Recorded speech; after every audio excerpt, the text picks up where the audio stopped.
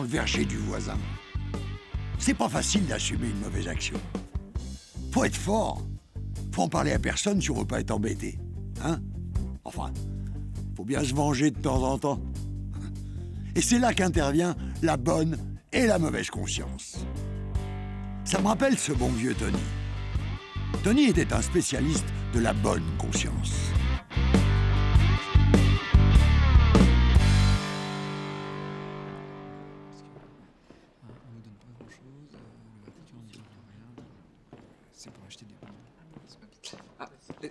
Mon fils, excusez-moi, mais l'église est temporairement inaccessible, donc faudrait revenir, parce que... Oui, oui, merci mon père, madame.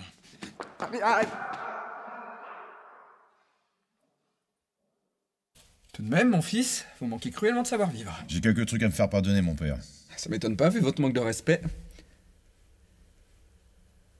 Je vous écoute, mon fils. Hier, je sors de Tog, 12 piges. 12 piges sans me mettre à l'horizontale avec une bonne femme, vous savez de quoi je parle, mon père. Alors pour fêter ça, je suis allé dans un club, et il y a ce gros black à l'entrée qui commence déjà à me chauffer. Putain de merde, ça fait 12 ans qu'on m'empêche de sortir et on m'empêche de rentrer. Ça m'a mis un coup de nerf.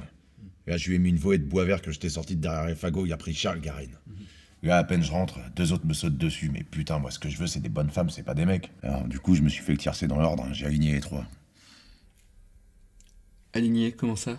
Bah, je vous passe les détails, mon père, mais honnêtement, ça a giclé sec. Mais c'est affreux. Faut que vous y retourniez. Faut vous excuser. Attendez, laissez-moi continuer. Moi, justement, je veux pas faire de scandale. Je prends la première venue, la gonzesse du vestiaire. J'embarque avec moi en voiture Simone. Là, la Catherinette, elle se met à gueuler sous prétexte que je lui aurais un peu pété le bras en lui faisant des papouilles. Et puis avec sa voix de crécelle, elle m'a flingué une portugaise, moi ça m'a mis un coup de nerf. Je l'ai dégagé de la bagnole. En roulant. En roulant. En roulant Enfin, vous vous rendez compte de ce que vous êtes en train de me dire? Vous avez fait du mal à une jeune fille. Attendez la suite, vous allez comprendre. La suite, bien. 10 bandes plus loin, barrage de flics. À tous les coups, je me dis, ça c'est pour Bibi, bah ça rate pas.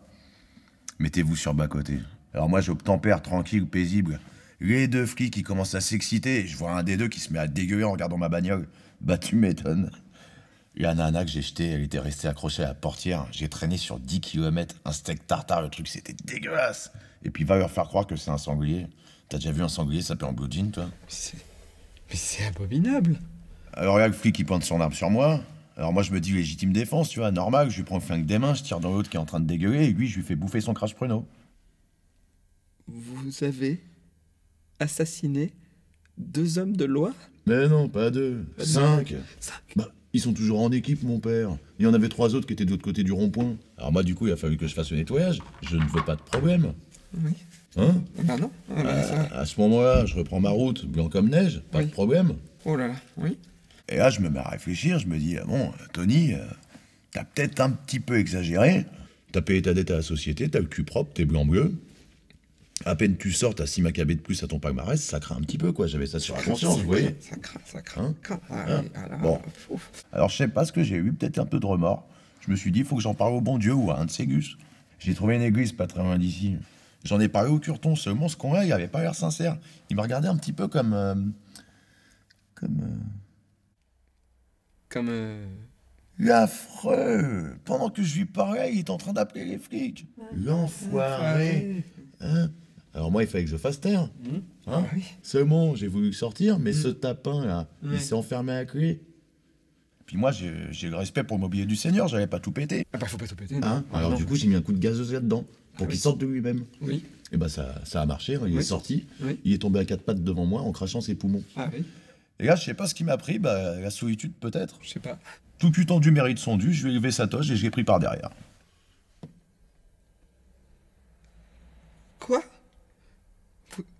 Vous avez enculé un confrère? Ouais, c'est ça, ouais. Ouais, j'ai enculé, ouais.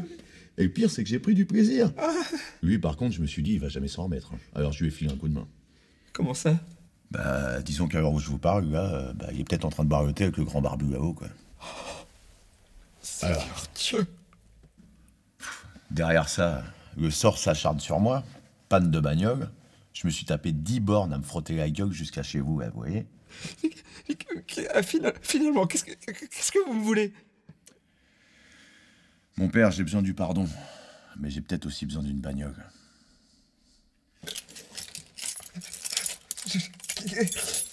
Cadeau de Dieu, un 4x4 noir égaré devant l'église, il y a les papiers dans la boîte à gants. Elle est en règle, hein. Vous pouvez y aller. Hein. Merci mon père. De rien. Oh. Merci.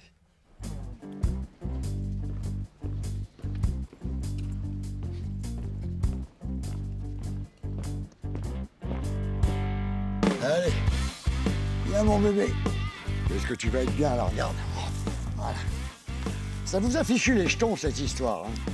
Personnellement, moi, je savais que c'était un mytho. Mais je me laisse jamais avoir. N'est-ce pas, voisin? Tu m'as volé un pommier, et ben moi je te prends un citronnier.